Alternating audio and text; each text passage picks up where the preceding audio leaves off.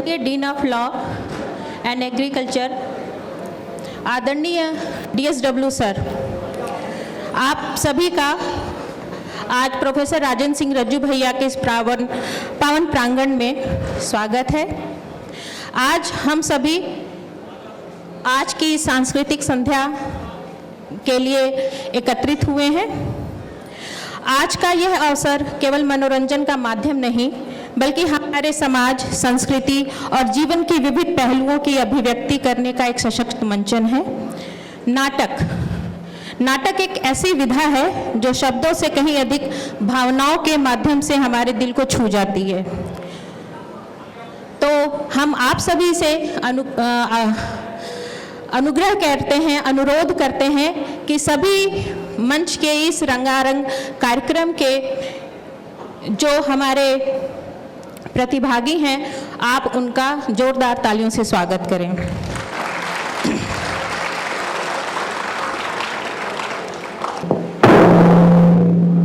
नमस्कार।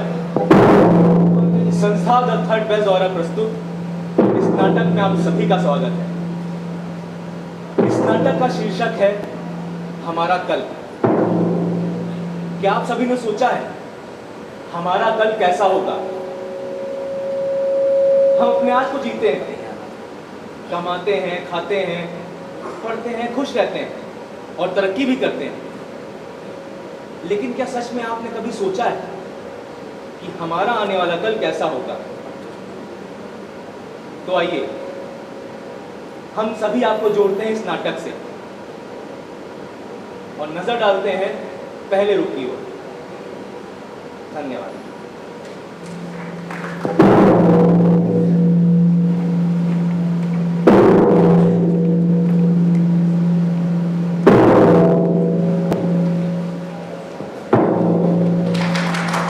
कोर्ट की कार्रवाई शुरू की जाए। Thank you my lord. My Lord, एक तरफ है मेरी क्लाइंट प्रकृति और दूसरी तरफ है मानव, यानी कि इंसान, यानी मनुष्य। मेरी क्लाइंट का दावा है कि इंसान इस पृथ्वी पर तो रहते हैं, उनकी सारी चीजों का इस्तेमाल भी करते हैं, लेकिन उन्हें वापस क्या देते हैं? कुछ नहीं। वो वहां की हवा जहरीली कर रहे हैं, पानी पीने के लायक नहीं है, जमीन बंजर हो चुकी है। माय लॉर्ड, मेरे पास कुछ फैक्ट्स हैं जो मैं कोर्ट के सामने पेश करना चाहता हूं। इजाजत है? Thank you my lord. Please. My Lord, मैं प्रकृति। मैंने 4.5 अरब सालों से इस ब्रह्मांड के नियमों का पालन किया है। इन इंसानों को उनकी ज़रूरतों के अनुसार वो सारी चीज़ें समय समय पर उपलब्ध कराई है, लेकिन आज मेरा वजूद ही मुझे गवाही देने पर मजबूर कर रहा है, क्योंकि इन इंसानों की वजह से मेरा इकोसिस्टम बिगड़ता जा रहा है। माय लॉर्ड, अभी मेरे काबिल दोस्त सिन्हा जी ने कहा कि इनके पास कुछ फैक्ट्स हैं, कुछ फिगर्स हैं मेरे क्लाइंट के ऊपर जो इल्ज़ाम लगे हैं इन्हें प्रूफ करने। मैं आपको बताना चाहूँगा सिन्हा जी कि आपकी क्लाइंट ने सिर्फ टेस्टिमनी दी और टेस्टिमनी से इल्ज़ाम प्रूफ नहीं हो सकता। ये अदालत सिर्फ और सिर्फ सबूत पे चलती है। तो कहाँ है आपकी ये फैक्ट्स एंड फिगर्स? सबूत है माय लॉर्ड, मेरे पास काफी सारे सबूत हैं जो मैं आपके सामने पेश करना चाहता हूँ। इजाजत है? Thank you my lord. Please. My lord, इन इंसानों ने अपने फायदे के लिए फैक्ट्रियां लगाई, जिसकी वजह से निकलने वाले धुएं से लगातार प्रदूषण बढ़ रहा है और आने वाले समय में इनको उसी की वजह से सांस लेने में तकलीफें होंगी। Please. Thank you my lord. My Lord, मैं मानव हूं, इनके हिसाब से इंसान हूं। माय लॉर्ड, मैं आपको बताना चाहता हूं कि प्रकृति जी ने जो हमारे ऊपर इल्जाम लगाए हैं वो बिल्कुल निराधार और बिल्कुल गलत है। उनका कोई वजूद नहीं है, उस पर कोई भी सच्चाई नहीं है। माय लॉर्ड, मैं आपको बताना चाहता हूं कि हम इंसानों ने फैक्ट्रियां लगाई हैं, लेकिन सिर्फ अपने फायदे के लिए नहीं। उन फैक्ट्रियों से हम लोगों को रोजगार देते हैं। अगर हम लोगों को रोजगार नहीं मिलेगा तो हम लोग अपनी जीविका कैसे चलाएंगे? माय लॉर्ड, अगर आपको लंबी दूरी तय करनी है तो उसके लिए फैक्ट्रियां हैं जहां पर कार बनती है। अगर आपको कपड़े पहनने हैं तो उसके लिए फैक्ट्रियां हैं जहां पर कपड़े बनते हैं। तो इनके हिसाब से जो हम लोग वातावरण प्रदूषित कर रहे हैं वो बिल्कुल गलत है, बिल्कुल निराधार है माय लॉर्ड। और माय लॉर्ड, मैं एक चीज और बताना चाहता हूं आप, इनके हिसाब से हमारी फैक्ट्रियों से जो धुआं निकलता है, जो इनके हिसाब से जहरीला है, वो भी बिल्कुल गलत है माय लॉर्ड। और अगर धुआं निकल भी रहा है तो हम माना उसके लिए कुछ ना कुछ उपाय कर रहे हैं माय लॉर्ड। हम लोग एयर प्यूरिफायर बना रहे हैं, हम लोग कोशिश कर रहे हैं कि वो फैक्ट्रियां रिहायशी इलाकों से दूर रहें। तो इनके सारे के सारे आरोप गलत है माय लॉर्ड, निराधार है। That's all, my lord. My Lord, इन्होंने अभी कहा कि ये फैक्ट्रीज लगाते हैं, रोजगार पैदा करते हैं, लोगों को नौकरियां देते हैं।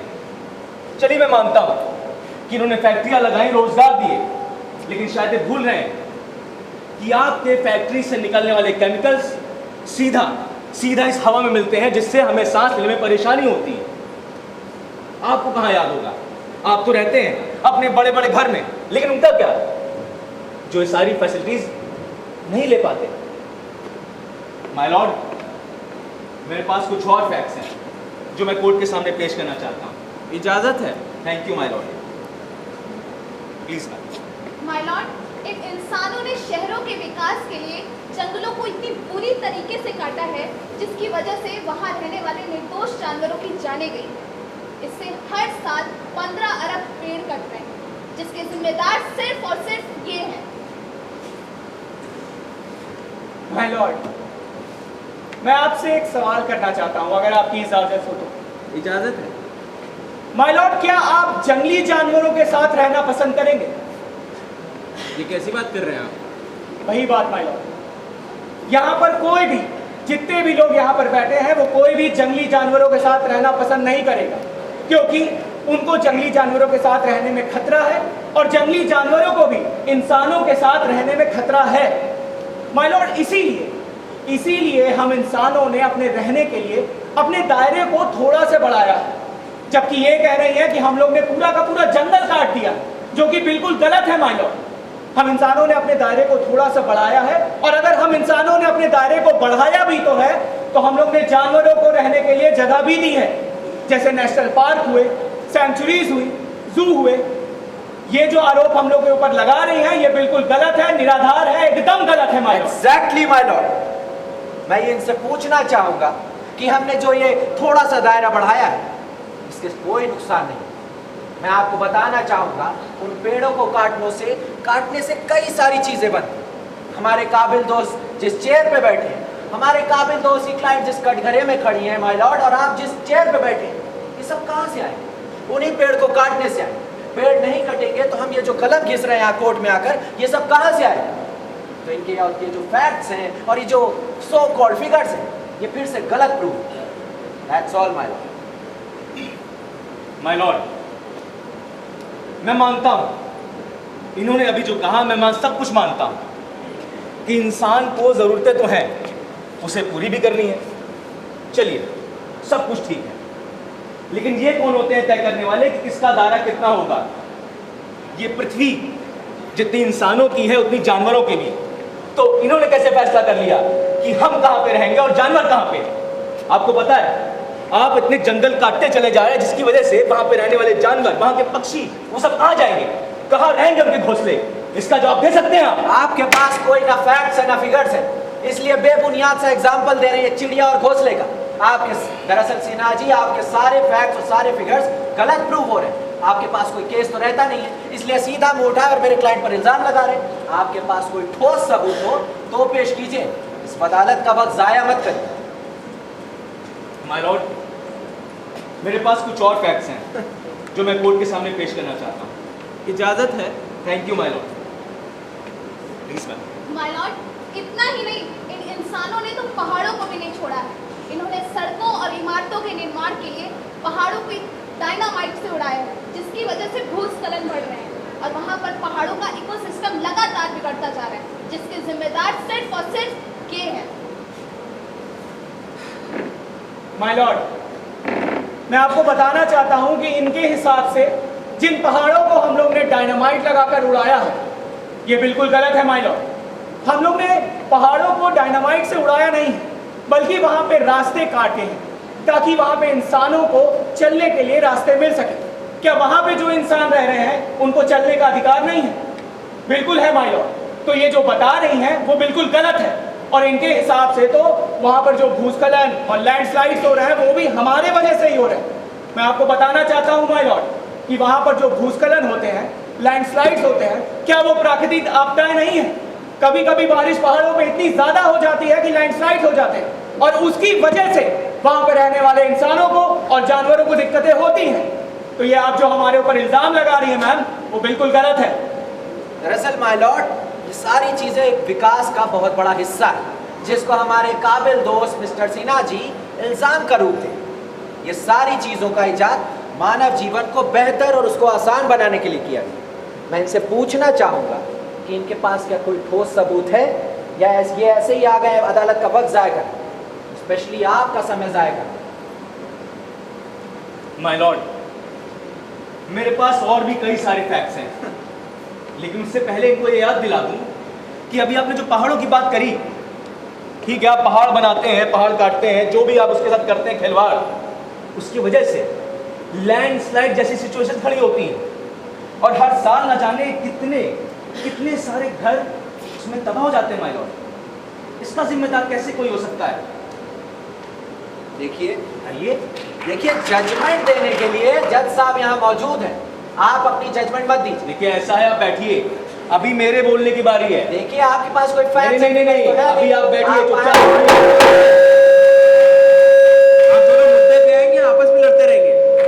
सॉरी माय लॉर्ड, मेरे पास कुछ और फैक्ट्स हैं जो मैं कोर्ट के सामने पेश करना चाहता हूँ। इजाजत है। Thank you my lord. My lord, इन इंसानों ने नदियों से इतनी भारी मात्रा में बालू निकाली है जिसकी वजह से नदियों का रास्ता बदलता जा रहा है, और आने वाले समय में बाढ़ जैसे गंभीर हालात उत्पन्न हो रहे हैं वहां पर। माय लॉर्ड, मैं प्रकृति जी से पूछना चाहता हूँ कि अभी वो जिस बिल्डिंग के नीचे खड़े होकर ये बातें बोल रही है, मुझे लगता है कि उनको ये लगता है कि वो ताश के पत्तों से बनी है।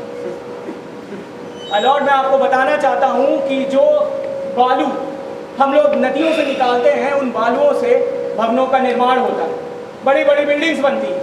इसीलिए हम लोग नदियों से बालू निकालते हैं, और उनका जो ये कहना है कि हम लोग ने इतनी ज़्यादा मात्रा में नदियों से बालू निकाला है कि बाढ़ का खतरा आ गया है, तो मैं फिर से यही कहना चाहूँगा कि ये भी तो एक प्राकृतिक आपदा है। बारिश कभी कभी इतनी ज़्यादा हो जाती है कि नदियाँ भर जाती हैं, और जिसकी वजह से उनका जल स्तर बढ़ जाता है और इलाकों में बाढ़ आ जाती है। तो इस बात के बारे में आप क्या कहेंगे? मिस्टर सिन्हा जी, आपका एक और फैक्ट्स एंड फिगर्स गलत प्रूफ है। कैसे? सच तो कहा इन्होंने कि नदियों से जब ये रेत निकालते हैं तो नदियों का जलस्तर कम हो जाता है, जिससे वहां पे सूखा पड़ने के चांसेस होते हैं। क्या गलत कहा इन्होंने? लेकिन शायद आप सब सुनना ही नहीं चाहते। माय लॉर्ड, मेरे पास कुछ और फैक्ट्स हैं जो मैं कोर्ट के सामने पेश करना चाहता हूं। आप फैक्ट्स पे फैक्ट्स इजाजत पेश किए है। जा रहे हैं, लेकिन मिस्टर सिन्हा जी, तो आप यहाँ बैठिए और मैं साबित करके रहूंगा कि ये गुनहगार हैं। गुनहगार करार करने के लिए जज साहब यहाँ मौजूद हैं। आप और आपके क्लाइंट तो जजमेंट ही दिया जा रहे हैं। देखिए, पहली बात, ये बार काउंसिल में चुनाव नहीं कि आप यहाँ पे मन उठाओ चल दिए। आपको लगता है आप बार काउंसिल का चुनाव जीत गए तो ये केस भी हो जाएगा? आप दोनों फिर मियां बीवी की तरह लड़ रहे हैं। दरअसल माय लॉर्ड, मुद्दे पे आइए अपने। दरअसल मुद्दा कुछ है ही नहीं। इस केस का कोई मुद्दा ही नहीं है माय लॉर्ड। इनके पास कोई केस तो होता नहीं है, इसलिए इन्होंने मुंह उठाया। हमें क्लाइंट पे इल्जाम लगा। बहुत है, आपके पास नहीं है। कभी आपने देखी है फाइलें कैसी अरे आप होती हैं? जजमेंट मत आप दीजिए। जाके बैठिए। आप दोनों के पास बोलने के लिए कुछ है? माय लॉर्ड, मेरे पास कुछ और फैक्ट्स हैं जो मैं आपके सामने पेश करना चाहता हूँ। इजाजत है। Thank you my lord. My lord, इन इंसानों ने नदियों, जंगल और पहाड़ों को ही नहीं, इन इंसानों ने इतनी मात्रा में पानी जमीन से निकाला है जिसकी वजह से नदियां और बोरवेल सूखते जा रहे हैं, और आने वाले समय में इनको पानी के लिए तरसना पड़ेगा। और आज पानी का लेवल 75% से घट करके 71% तक पहुंच चुका है, जिसके जिम्मेदार सिर्फ और सिर्फ मानव जी हैं। माय लॉर्ड, मैं आपसे कहना चाहता हूं कि इसमें भी गलती प्रकृति जी की ही है। कभी कभी मैंने जैसे पहले ही बताया कि बारिश इतनी ज़्यादा हो जाती है कि बाढ़ आ जाती है, और कभी कभी तो बारिश होती ही नहीं है, जिससे वहाँ पर सूखा पड़ जाता है। और अगर वहाँ पे सूखा पड़ता है तो हम इंसानों को अपने पीने के पानी के लिए जुगाड़ करने के लिए वहाँ पे गहरे गहरे बोरवेल खोदने पड़ते हैं। वहाँ पे जलस्तर इतना ज़्यादा नीचे चला गया रहता है माय लॉर्ड कि वहाँ पे बोरवेल और ज़्यादा गहरा खोदना पड़ता है। तो इसमें गलती तो इन्हीं प्रकृति जी की है। माय लॉर्ड, अभी इन्होंने सिर्फ बोरवेल की बात करी, लेकिन शायद ये भूल गए इन्होंने डैम्स बनाए। ये कहते तो हैं कि डैम्स हमने बनाए हैं लोगों के लिए, लेकिन शायद सच किसी को नहीं पता। इन्होंने डैम्स बनाए हैं ताकि इनके फैक्ट्रीज तक भारी मात्रा में पानी पहुंच सके। उनका क्या, जिसे पानी चाहिए, वो बच्चा जो प्यास से मर जाता है, उसको कैसे आप जवाब देंगे? देखिए मिस्टर सिन्हा जी, आप जजमेंट पे जजमेंट दिए जा रहे हैं और अदालत आपके जजमेंट से नहीं चलती। मैं आपको बताना चाहूँगा कि पानी हमारे जीवन का एक अहम हिस्सा है और उस डैम का इस्तेमाल आप भी करते हैं। और उस डैम से सिर्फ हमारे क्लाइंट के फैक्ट्रियों में पानी नहीं जा रहा है, इस देश के हर कोने में जा रहा है। अपने फैक्ट्स एंड फिगर्स को थोड़ा क्लियर कीजिए और अपना होमवर्क सही से करके आइए। That's all my lord. My Lord, मेरे पास कुछ और फैक्ट्स हैं जो मैं आपके सामने पेश करना चाहता हूँ। इजाज़त है। Thank you my lord. My lord, इन इंसानों ने विकास के नाम पर ऐसी ऐसी चीजों का आविष्कार किया है जैसे मोबाइल, लैपटॉप।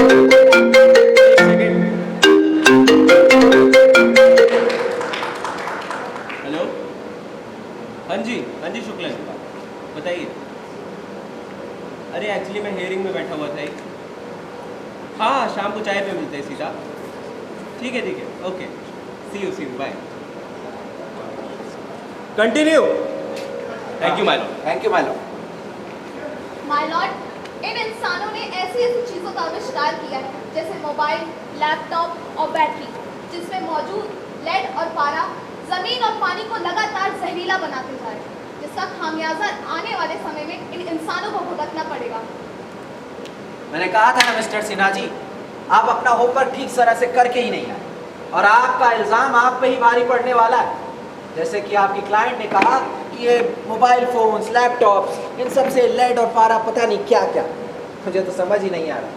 मैं आपको बताना चाहूँगा माय लॉर्ड कि ये फ़ोन्स, लैपटॉप्स हमारे जीवन का एक अहम हिस्सा है। अरे लैपटॉप नहीं होगा, फ़ोन्स नहीं होंगे तो कैसे सारे काम होंगे? आज हम की दुनिया के किसी भी कोने में बैठकर दुनिया के किसी भी कोने में किसी को भी संदेश भेज सकते।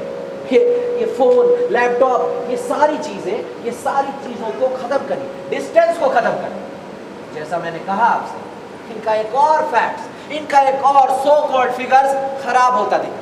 ना ये अपना होमवर्क करके आए हैं, ना इस केस को जानते हैं। बस इन्होंने मुंह उठाया और मेरे क्लाइंट पर इल्ज़ाम लगा दिया, ये है वो है। आप अपना होमवर्क करके आइए और केस कैसे लड़ा जाता है मिस्टर सिन्हा जी, वो मैं आपको बताऊंगा। आप सिखाएंगे मुझे, आप सिखाएंगे भाई, बोलने की तमीज़ है आपको। अरे मिस्टर आपको सिन्हा जी, आप क्या जानते हैं? आपके पास आप दोनों फिर लड़ने लगे। अब सर क्या करूं, ऐसे से लोग आते हैं यहाँ पे। जज साहब, अभी उन्होंने बताया लेड पारा इन्हें कुछ पता ही नहीं। मैं बताता हूँ, लेड पारा जैसे हार्मफुल केमिकल्स पानी में मिलते हैं और उसे जहरीला बनाते हैं। और एक और चीज़, मोबाइल टावर से निकलने वाले रेडियो एक्टिव वेव्स हमारे इंसानों के शरीर के लिए बहुत नुकसानदायक है। शायद आपको पता नहीं होगा। होमवर्क आप करके आइए, बैठ जाइए, मेरी बोलने की बारी है। आपका इल्जाम आप पर ही भारी पड़ेगा। अभी 2 दिन पहले किसने नया फोन लिया? आपने, मैंने नहीं मिस्टर सिन्हा जी। देखिए मेरे पास तो एक है, आपके पास तो 4 है तो ना। मैं कहाँ इल्जाम लगा रहा हूँ? मैं तो कह रहा हूँ ये मेरे लिए सही। आप दोनों पर्सनल अटैक करना बंद करेंगे अपना और केस की बातें कर ले। ये केस लड़ना नहीं जानते माय लॉर्ड, इसलिए मुझसे लड़ रहे हैं। लड़कम बार कौन से चुनाव भी चुके हैं, ठीक अरे है, आप बैठिए। मारने वाले थे माय लॉर्ड। जीत चुका हूं मैं। देखिए केस पे आए कृपया। Sorry my lord. My Lord, मेरे पास कुछ और फैक्ट्स हैं जो मैं आपके सामने पेश करना चाहता हूँ। इजाजत है। Thank you my lord. Please. My Lord, ये इंसान विकास के नाम पर पीढ़ी दर पीढ़ी गलती करते आ रहे हैं। क्या हमें सच में परमाणु बम की जरूरत है, ये जानते हुए भी कि उससे निकलने वाले रेडिएशन इंसानों को कितना खतरनाक साबित है? और ये रेडिएशन हजारों सालों तक पर्यावरण में मौजूद रहते हैं, जिसकी वजह से कई विकलांग बच्चे पैदा होते हैं। तो मैं इनसे पूछना चाहूँगी, क्या सच में हमें ऐसे तकनीकी विकास की ज़रूरत है? और मैं आपसे पूछना चाहूंगा कि आपको परमाणु बम के बारे में क्या पता है, बताइए। दरअसल बात यह है कि परमाणु बम का इजाद हमारी सुरक्षा के लिए हुआ, ना कि किसी ऐसे वैसे इस्तेमाल की। आपको कुछ नहीं पता है प्रकृति जी, आप बस आई और मेरे क्लाइंट पर इल्जाम लगाई जा रही है और प्रूफ कुछ भी नहीं हो। देखिए, तरक्की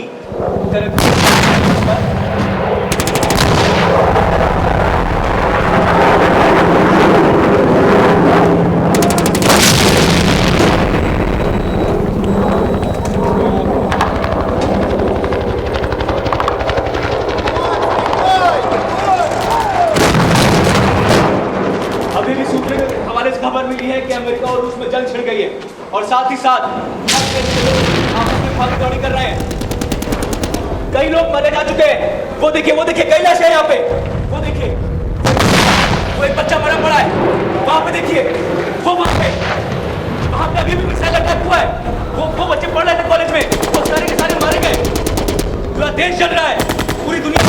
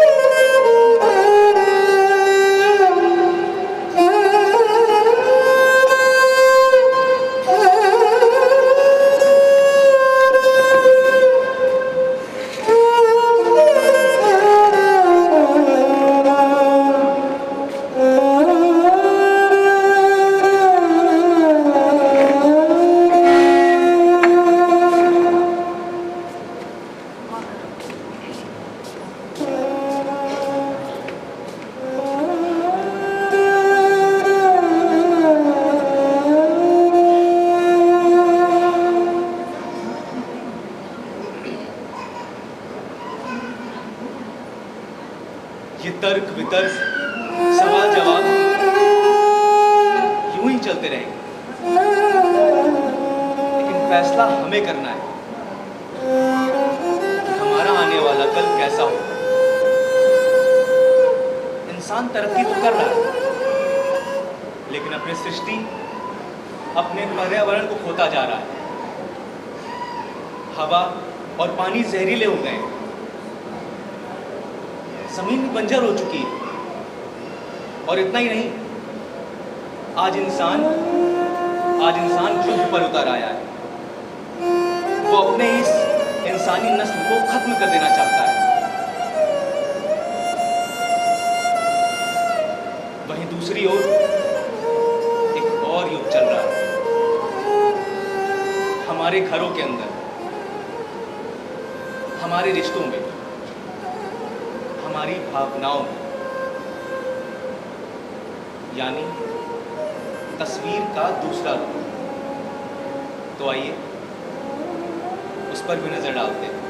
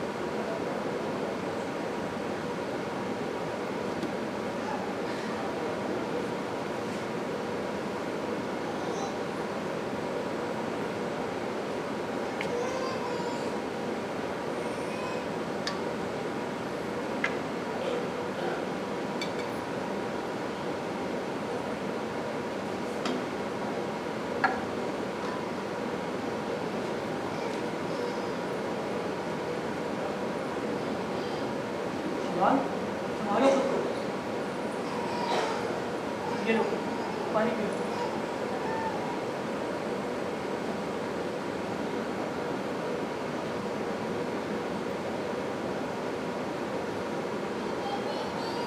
ऐसे कब तक उदास बैठे रहोगे शिवांग? ये समय उदास बैठने का नहीं है। जिसको जाना था वो चला गया है, अब वो वापस लौट कर नहीं आएगा। लेकिन अब आगे क्या करना है ये सोचो शिवांग।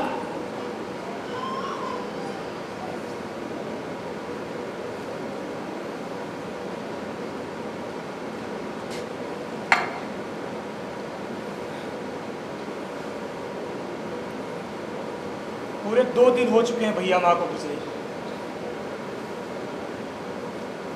लेकिन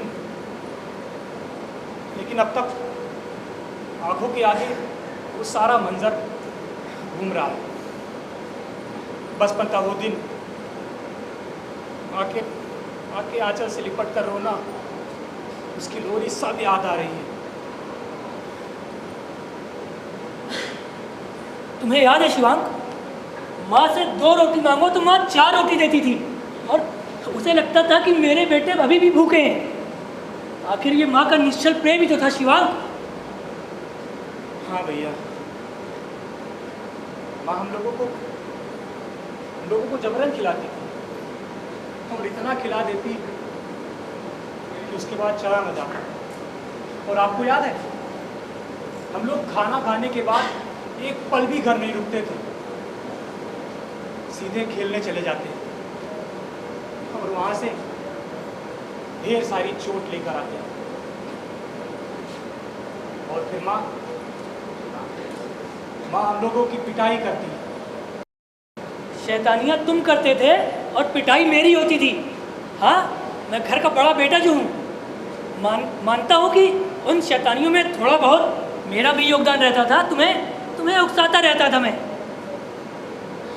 ऐसा नहीं है भैया, आपके कारनामे भी कुछ ऐसे ही होते थे।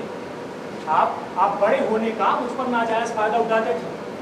जब मन में आया पीट दिए, मेरे हिस्से का सब कुछ तो आप छीन लेते थे, मेरे खिलौने, मेरी मिठाई, सब कुछ। और जब पिटाई पड़ती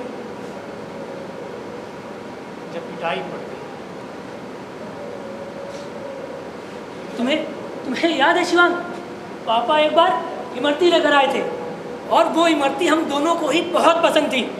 लेकिन मैंने सारी इमरती खा ली, वो भी अकेले ही। लेकिन उसके बाद पापा ने मुझे इतना मारा, वो भी जीवन में पहली बार। तुम्हें याद है ना? हाँ भैया, याद है मुझे वो पल। लेकिन भले ही पापा हम लोगों की पिटाई करते थे, लेकिन इसका मतलब ये नहीं कि हम लोगों से प्यार नहीं करते थे। मुझे याद है भैया, मुझे याद है कि ना जाने कितनी बार तो पापा मुझे अपने कंधे पर बैठाकर पूरा मेला घुमाते थे। और मैं अब सोचता हूँ कि क्यों हम लोग इतनी जल्दी बड़े हो गए भैया। हाँ शिवांग, भले ही पापा ने उस दिन मुझे थप्पड़ मारा हो, लेकिन पापा तुमसे ज़्यादा मुझे प्यार करते हैं। ऐसा नहीं है भैया, मुझे भी प्यार करते हैं पापा, और फिर आपको प्यार करेंगे क्योंकि आप पापा के लाडले जो हैं। हाँ वो तो है ही, और तुम माँ के लाडले। लाडला? अब कहाँ किसी का लाडला हूँ भैया, अब तो माँ। शिवांग, संभालो खुद को, ऐसा नहीं बोलते हैं। तुम हम सबके लाडले हो शिवांग, मेरे लाडले हो, पापा के लाडले हो, और अपनी भाभी के भी लाडले हो। संभालो खुद को शिवांग, संभालो।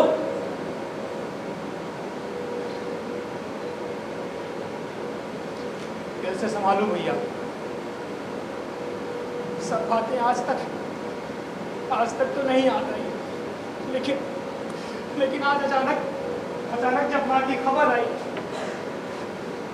तो ना जाने क्यों मेरी आंखों के आगे सब कुछ ऐसे घूम रहा है। जो बातें मैं कभी नहीं सोचता था, आज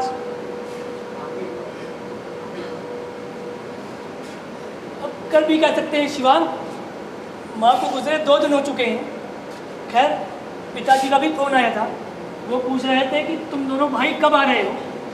अब मैं उन्हें किस मुंह से बोलता कि पिताजी मैं नहीं आ रहा हूँ, मैंने शिवांग को भेजा हुआ है, बोला हुआ है कि शिवांग तुम चले जाओ।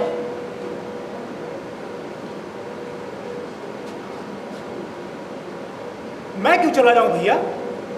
शिवांग मुझे थोड़ा काम है, और वैसे भी माँ को मरे 2 दिन हो चुके हैं और वहाँ जाने का कोई फ़ायदा नहीं है। अरे तो भैया मैं कैसे चला जाऊं? आपको तो पता है मेरी भी नई नई जॉब लगी है, मुश्किल से मुश्किल 1 हफ्ते हुआ मुझे जॉब ज्वाइन किए, और कंपनी वालों ने पहले ही बोल दिया है कि 3-4 महीने के पहले छुट्टी बिल्कुल नहीं मिलने वाली है। अरे तो छोड़ दो, अभी कुछ ही दिन तो हुए तुम्हें ज्वाइन किए, और जैसे ये जॉब मैंने तुमको दिलाई है वो भी दिलवा दूंगा। आखिर मेरी सिफारिश से ही तुमको जॉब मिलती है। भैया इसका मतलब ये नहीं होता है कि मैं जॉब छोड़ के चला जाऊं। मुझको अपनी जॉब प्यारी है, आपको अपनी जॉब प्यारी है। शिवांग बात को समझो, मुझे थोड़ा ज़रूरी काम है और मेरा प्रमोशन भी होल्ड है, भाभी का प्रमोशन होल्ड है, बच्चों के एग्ज़ाम है, और इस कंडीशन में मैं ये घर छोड़ के कहीं नहीं जा पाऊंगा। भैया ये सब आप सिर्फ एक्सक्यूज़ दे रहे हैं, मुझे समझ आ रहा है, सिर्फ आप बहाने बता रहे हैं। रही बात बच्चों के एग्ज़ाम की, तो मैं उनके एग्ज़ाम दिलवा सकता हूँ। भाभी का प्रमोशन आपके बिना यहाँ पर रहे भी आसानी से हो सकता है। जो आप ट्रिप की बात कर रहे हैं, आकर चले जाइएगा। सिर्फ बहाने बताने में आप लगे हैं। शिवांग माँ बाप से बढ़कर कोई नहीं होता है, समझे? तुम माँ गुजरी है चले जाओ, जब पिताजी गुजरेंगे तो मैं चला जाऊंगा। वाह वाह वाह वाह वाह वाह, क्या बात है प्रभु। लाइए आपके चरण कहाँ मैं धुलकर पानी पी लूं। अरे जो उपदेश आप मुझे देने अपने ऊपर लागू करिए ना।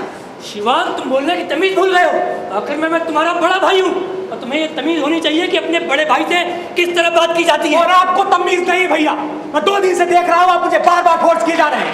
अभी चाहते क्या मुझसे? शिवांग समझो बात को, मैं तुम्हें ये रिक्वेस्ट नहीं कर रहा हूँ, ये मेरा ऑर्डर है। मुझे आपका ऑर्डर एक्सेप्ट नहीं है, ना ही मैं घर जाने वाला हूँ। आप अपनी जॉब छोड़कर जाइए ना। शिवांग मैं तुम्हें बार बार नहीं बोलूंगा, तुम्हें जाना होगा बस। और ये जो तुम मुझे यहाँ बैठ के जो उपदेश दे रहे हो ना, वो सब मेरी वजह से है। जिस चेयर पे बैठ के तुम ये बोल रहे हो, जिस घर में रह के तुम एसी की हवा खाते हो, और जिस कार में तुम घूमते हो, वो सब मेरी बदौलत है, मेरे दिया हुआ है। मिल गई तसल्ली? सब गिनवा दिए ना इतने सालों से।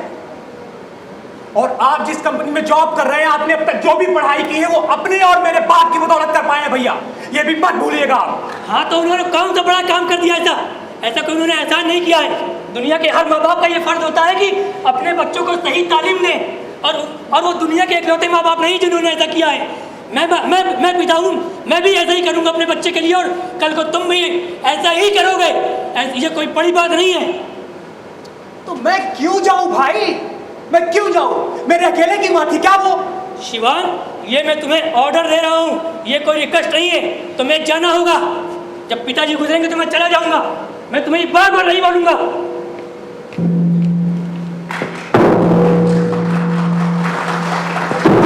क्यों पीछा जाता हूँ यार इस सब में?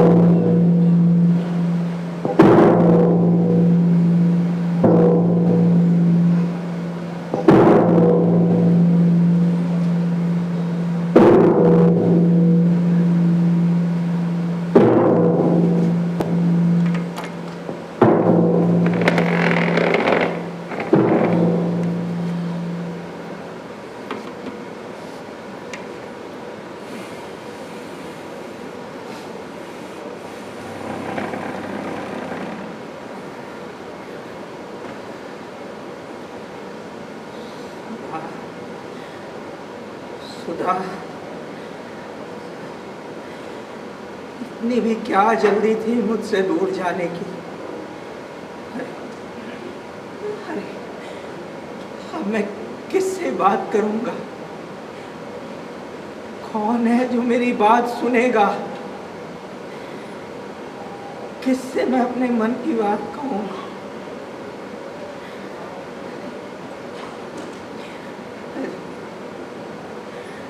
किससे लड़ूंगा?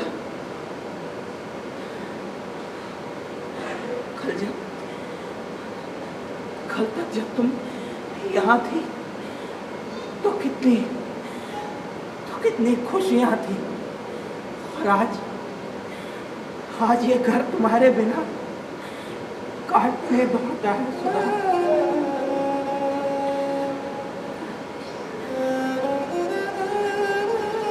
3 दिन पहले जब तुमको आखिरी बार विदा कर रहा था, तब यहाँ लोग थे मुझे शांत कराने के लिए। ये बगल वाले वर्मा जी और शुक्ला जी की औरत, वो तो कितना रो रही। हम सब साथ मिलकर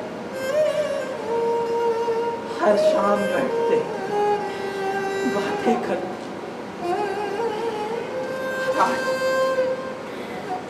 आज तुम अकेला छोड़कर चली गई। अब कोई नहीं बचा जो इन पौधों में पानी दे सके।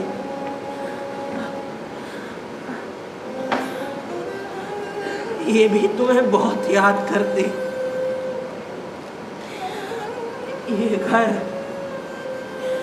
ये घर अब काटने दौड़ता है।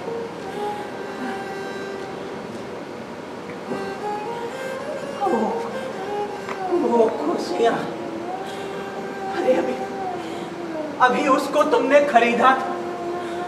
अरे कितने प्यार से ये आंगन सजाया था। किसके लिए? मेरे लिए। अरे अब कौन देखेगा इन्हें? कौन देखेगा?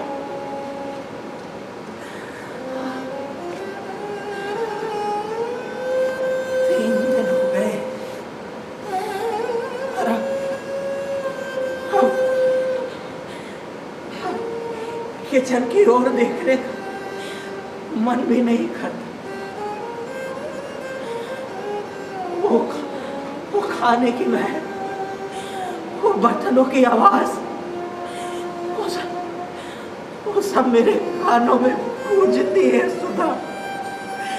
वो सब मेरे कानों में गूंजती है।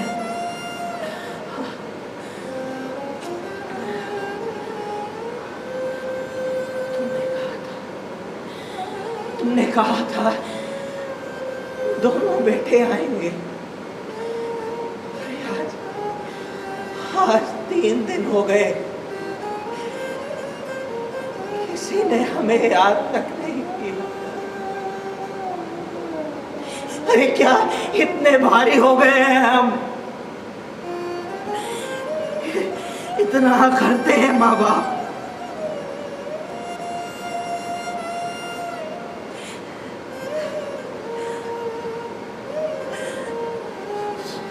सुन रही हो? दिन तो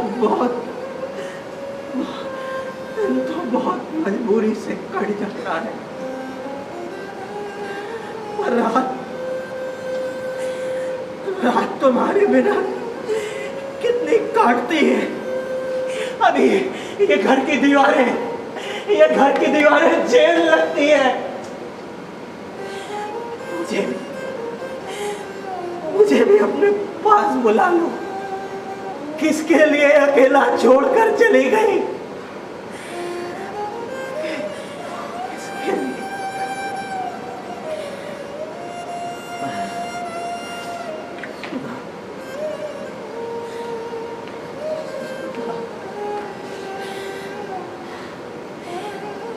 पैरों का दर्द बढ़ गया, लेकिन मुझे याद नहीं मेरी दवाइयाँ कहाँ हैं? पता नहीं कहाँ रख कर चली गई।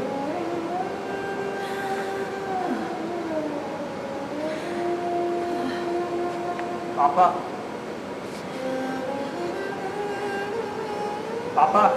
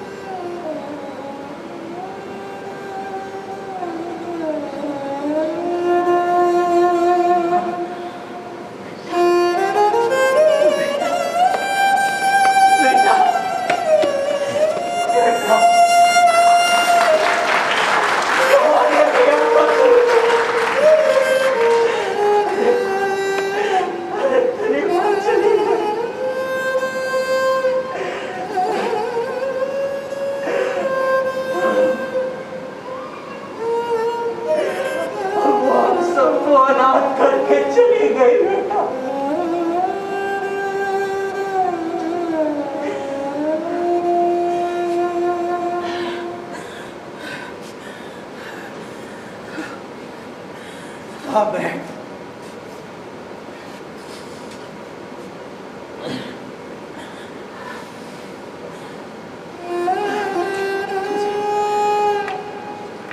तुझे क्या हुआ?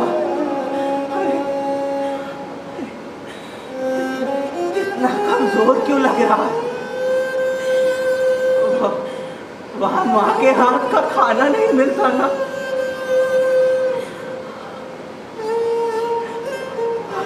और 3 दिन क्यों लगा दिए? अच्छा टिकट नहीं मिली होगी। कोई बात नहीं बेटा, कोई बात नहीं।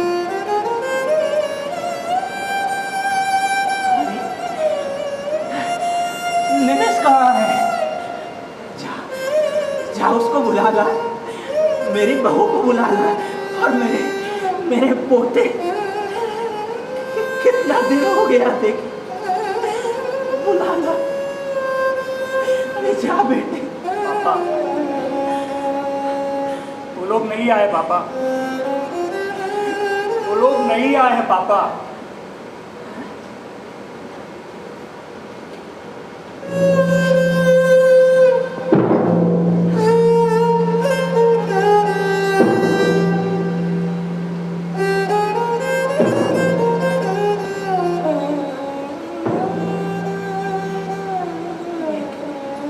क्या बोल रहा है बेटे?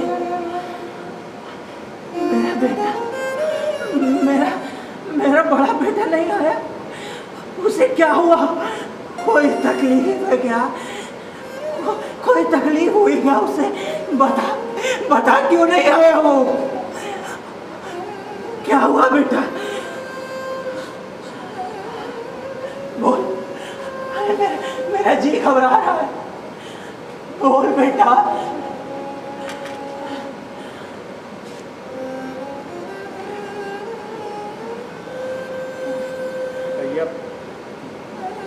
भैया कह रहे थे कि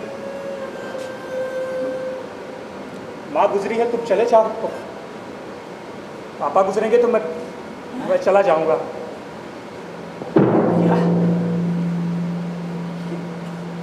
क्या बोल रहा है?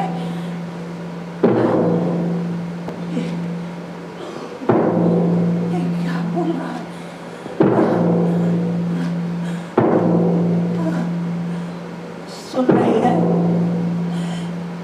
सुन रहे हैं क्या बोल रहा है? माँ गई है, तुम चले जाओ और मैं गुजरूंगा, तब आएगा वो। सुनी?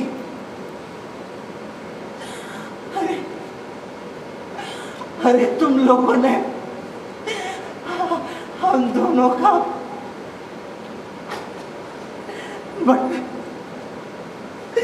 बंटवारा कर दिया।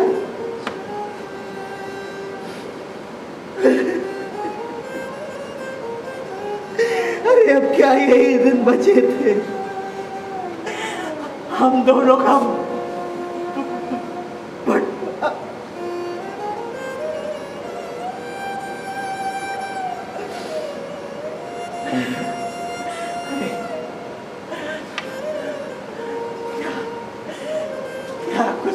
किया।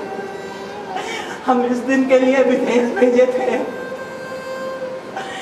अरे तुम्हारी माँ आखिरी वक्त कितना याद कर रही थी, और तू 3 दिन बाद आकर बता रहा है कि हम दोनों का बंटवारा हो गया है। याद है ना बचपन में कैसे माँ पहले तुम लोगों को खिलाए कि बेटा पेट भरा, भले आधा पेट खाते थे, पर तुम लोगों को 4 बार पूछती। अरे उसने तुम लोगों को पढ़ाने के लिए अपने गहने तक बेच दी। वो माँ जो बचपन से तुम लोगों की मल पेशाब साफ करती रही, आज आखिरी वक्त में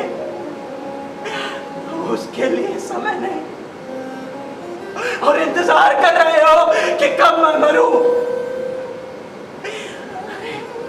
ये सब मेरी ही कमी है। मैंने ही सपना देखा था ना कि मेरे बेटे विदेश जाएंगे, हमारा नाम रोशन करेंगे। मेरी ही कमी है। मैंने ही तुम लोगों को किताबें तो पढ़ा दी, पर संस्कार नहीं दे पाया। ये मेरी ही कमी है बेटा। आज ये दिन, अरे उसके पास इतना समय नहीं।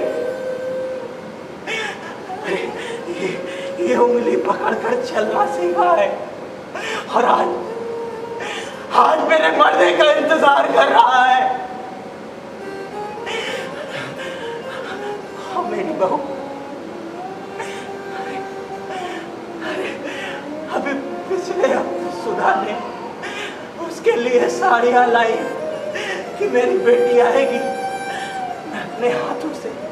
मैं अपने हाथों से अपनी बेटी को तैयार करूंगी।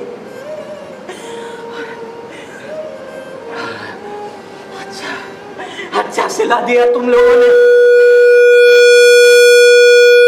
दूर चले जाओ यहां से, दूर चले जाओ। तुम लोगों की वजह से मेरी सुधा कितना तड़प रही होगी। मेरी सुधा कितना तड़प रही होगी।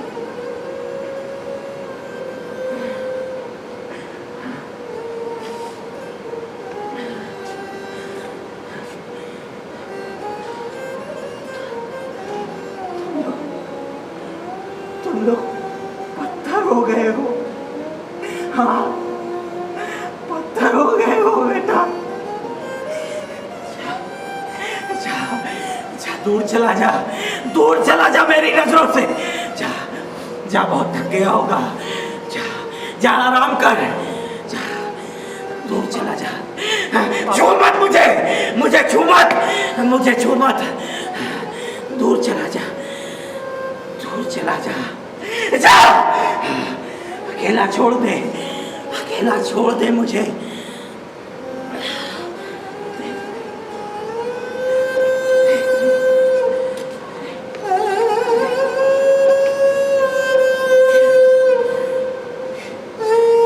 यही दिन दिखाने के लिए छोड़ दे।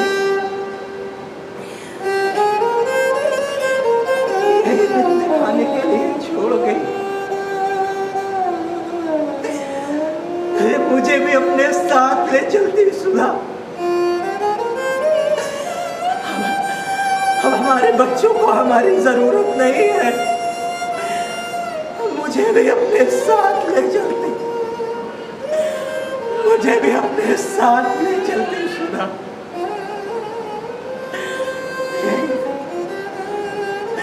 यही दिन दिखाने के लिए।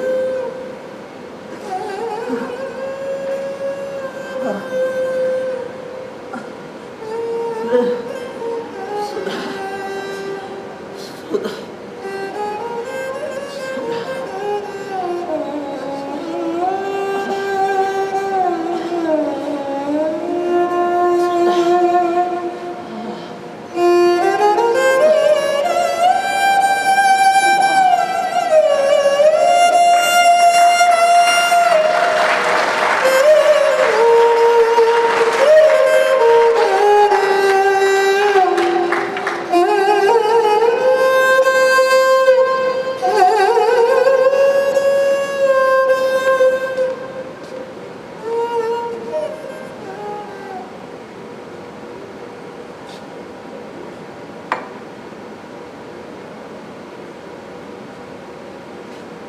पापा, पापा चाय लाया हूँ आपके लिए। पापा,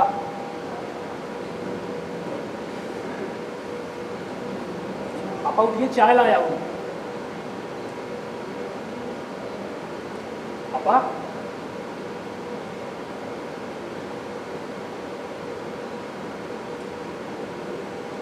पापा,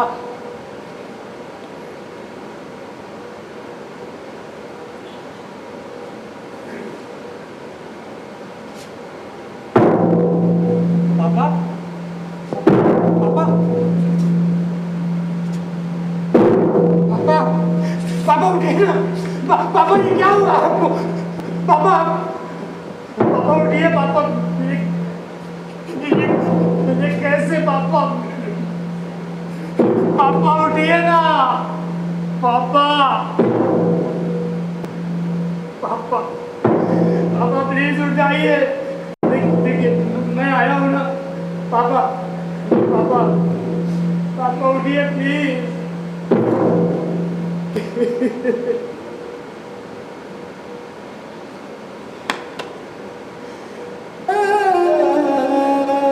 क्या हो गया ये सब? पापा,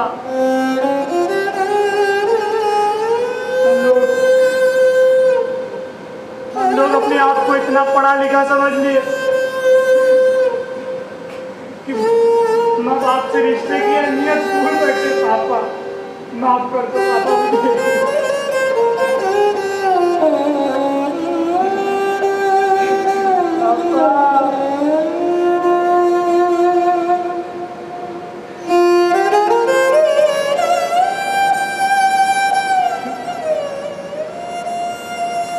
आज का इंसान बहुत कठोर दिल का होता जा रहा है। किसी को भी किसी की तकलीफ से कोई फर्क नहीं पड़ता। पहले परिवार ही सबसे बड़ी ताकत होती थी, लेकिन आज परिवार ही सबसे बड़ी कमजोरी बन गई, लोगों के लिए बोझ बन गई। इंसान तरक्की तो कर रहा है, लेकिन इंसानियत होता जा रहा है। और अगर ऐसे ही चलता रहा तो इंसान के पास दौलत होगी, बड़े बड़े शहर होंगे, लेकिन उसके पास प्यार, सुकून और इंसानियत नहीं होगी।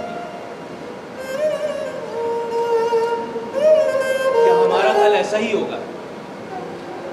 क्या हम कुछ ऐसा ही निर्माण करेंगे अपने आने वाले कल का? इस पे सोचिए और विचार करिए।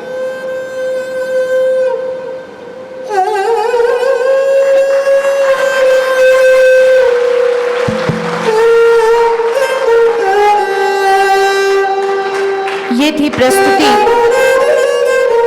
हमारा कल, संस्कृति मंत्रालय भारत सरकार के सहयोग से संस्था the third bell repertory group द्वारा नाटक हमारा कल की प्रस्तुति।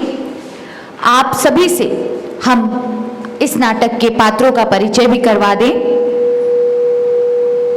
मंच पर जिन काम किया, पिता की भूमिका में अभिषेक गिरी, बड़े बेटे की भूमिका में निमिष गुप्ता, छोटे बेटे की भूमिका में शिवांग द्विवेदी, जज की भूमिका में कुबेर कपूर, मानव की भूमिका में यानी कि इंसान की भूमिका में श्वेतांक मिश्रा, प्रकृति यानी कि पृथ्वी की भूमिका में उपासना तिवारी, वकील शुभेंद्र कुमार, यश।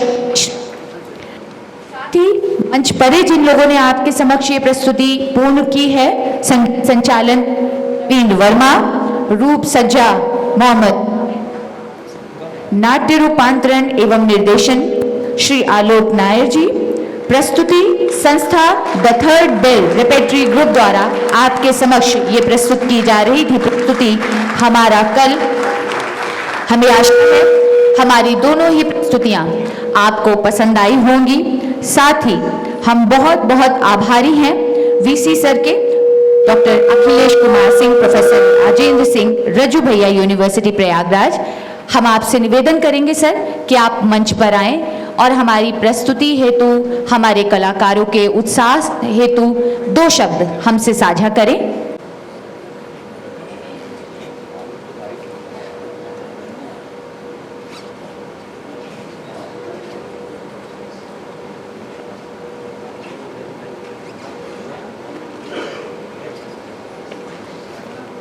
वो गुलजार साहब की एक लाइन है ना कि पहले पड़ोसी भी परिवार का हिस्सा होते थे, आज एक परिवार में पड़ोसी बन गए हैं हम, है ना, परिवार में ही पड़ोसी बन गए। तो शायद भविष्य हमारा वैसा ही होने वाला है। लेकिन इतनी सामाजिक मुद्दों पे शुरुआत से ही चर्चा करना, लोगों के सामने प्रस्तुति करना, ये बहुत ही क्या कहें, मोटिवेट करने वाला है और सोचने पे मजबूर करने वाला है। मैं आपकी संस्था को और आप सभी कलाकारों को बहुत बहुत धन्यवाद और आभार प्रेषित करता हूं हमारे विश्वविद्यालय परिवार की तरफ से कि आप लोग हमारे प्रांगण में आए और हमारे विश्वविद्यालय परिवार के समक्ष ये 2 नाटक आप लोगों ने प्रस्तुत किए। आपका बहुत बहुत शुक्रिया, बहुत बहुत आभार। और मैं उम्मीद करूंगा कि आने वाले समय में भी आप कुछ प्रस्तुतियां और लेकर के आएँ जो हमारे विद्यार्थियों के लिए और हमारे शिक्षकों के लिए उपयोगी होगा। आपका बहुत बहुत अभिनंदन, हार्दिक स्वागत है और पुनः जरूर पधारिएगा। आप सबका बहुत बहुत आभार। रंगमंच टू वे कम्युनिकेशन है, एक ऐसा टू वे कम्युनिकेशन जिसमें संजीदगी की गुंजाइश दोनों तरफ से होती है, मंच की तरफ से भी और दर्शक दीर्घा की तरफ से भी। रंगमंच के मंच पर जो अभिनय करते हैं उनकी जो संजीदगी है तो बहुत प्रशिक्षित होते हैं, लेकिन दर्शक दीर्घा में आए हुए जो दर्शक हैं वो प्रायः आयातित ही होते हैं। तो अगर वो संजीदा मिल जाते हैं तो रंगमंच की जो पूरी प्रक्रिया है वो मुकम्मल हो जाती है। एक तो डेयरिंग उनकी जो यहाँ पर रंगमंच प्रस्तुत करते हैं कि दिन में प्रस्तुतिकरण देना, जहाँ पर आपके जो परंपरागत जो इक्विपमेंट्स है वो नहीं है। शुरुआत के 2 नाटकों में प्लेट माइक्स भी नहीं चल रही थी। तो रंगमंच करने की डेयरिंग और विश्वविद्यालय में बैठे हुए सारे दर्शकों ने जिस तरह से साथ दिया देखने में, वो बहुत काबिले तारीफ है। मैं चाहता हूं एक बार आप लोग अपने लिए जोरदार तालियां बजाएं। एक बात और कि जो संस्था द थर्ड बेल है, अभी इसने 19 तारीख को ही एक ओथेलो किया है, शेक्सपियर का एक नाटक, बड़ा नाटक है, लगभग 1.25 घंटे का, और 10वें दिन ही लगातार 3 स्किट्स कर देना, ये आत्महत्या से कम नहीं होती है। और इस तरह की चुनौती लेके आ जाना, यह बहुत बड़ी बात है। तीसरी और आखिरी जो सबसे महत्वपूर्ण बात है वो ये है, भारत में अगर एक आध विश्वविद्यालय को छोड़ दें जिसमें खैरागढ़ विश्वविद्यालय विशिष्ट है, अपवाद है, ना के बराबर ऐसे विश्वविद्यालय हैं जहां की परंपरा में इस तरह की गतिविधियां होती हैं। एक जो बहुत साउंड है वो जवाहरलाल नेहरू विश्वविद्यालय है। जवाहरलाल नेहरू विश्वविद्यालय को जो पोषित किया है वो इलाहाबादियों ने ही पोषित किया है। और ये विश्वविद्यालय जो अभी बना है, बहुत ज्यादा अरसा नहीं हुआ है, इस तरह की गतिविधियां देखना इतना ज्यादा आशान्वित करता है, इसके भविष्य को लेकर के, शहर के भविष्य को लेकर के, रंगमंच के भविष्य को लेकर के, और जो अधिगम की परंपरा भारत में चलती है उसको लेकर के। उसमें भी जो एक और 4 चांद लगाने वाली बात होती है, आप इसका सनद देखिएगा खुद अनुभव करके या किसी के अनुभव संसार को देख करके।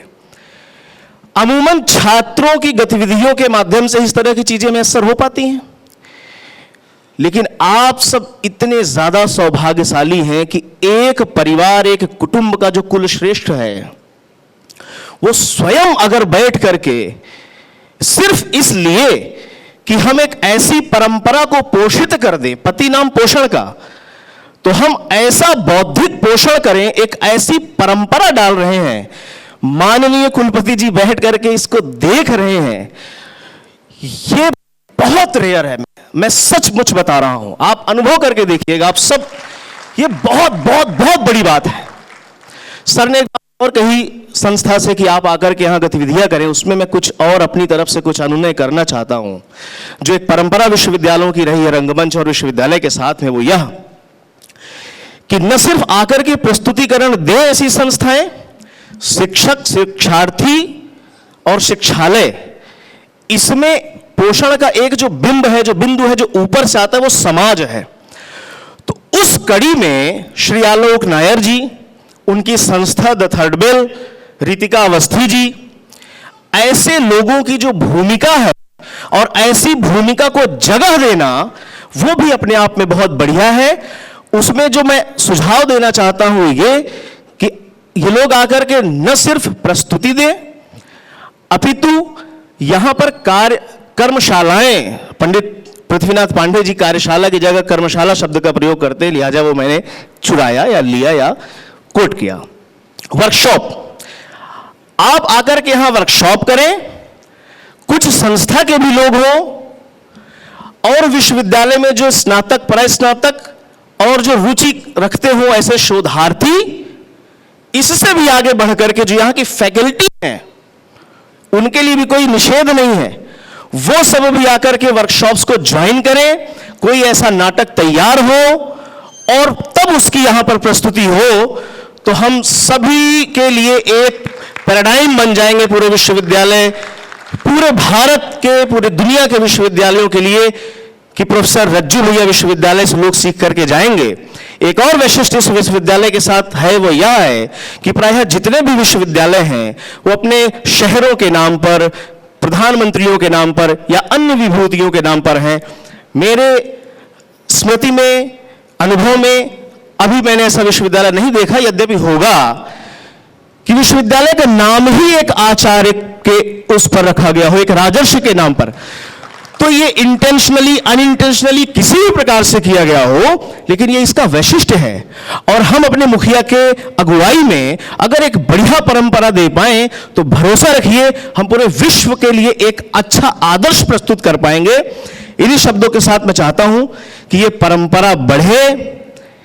एक सूचना ये है कि मैं भी इस परिवार का हिस्सा रहा हूं। जब द थर्ड बेल बना तो मैं भी शुरुआती में रहा हूं। श्री आलोक नायर जी मेरे भी गुरु हैं और मैं अपने सारे गुरु भाई देता हूं। आपने तमाम चुनौतीपूर्ण और असुविधाओं के बीच एक बेहतरीन प्रस्तुति दी, बहुत बहुत शुक्रिया। Thanks to all of you. Thank you. बहुत बढ़िया।